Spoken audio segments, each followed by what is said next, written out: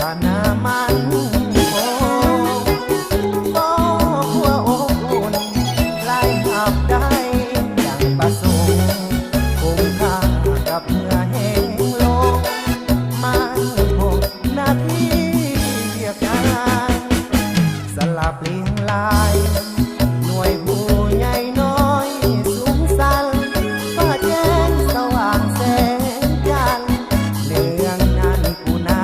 ขับขานลมโชยได้กินหอมดอกมะลาบานใส่เย็นห้วยน้ำลำธารเย็นตะการเมืองงามคงไทยโอ้หมอคำผู้บีแดนหาพิเศษหมู่คนยุดทุกโอเคสมหวังสิเจ้ากองใจฟ้าสวรรค์สร้างเจ้าคือคุ้มทรัพย์ใหญ่ผู้คนเป็นทาสไทยเห็นหูประโยชน์ที่มีต่างคนต่างกินมาอยู่ผู้เบี้ยรวมกันมียังช่วยเหลือแบ่งปันหากมันความสามัคคีห่วงแขนเสริมสร้าง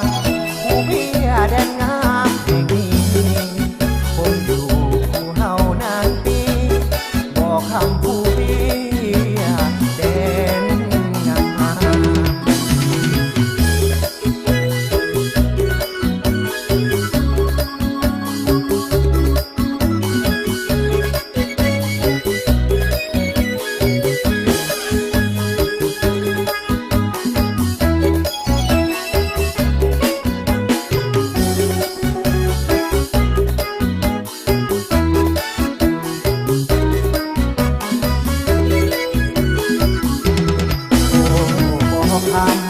ผู้บีแดน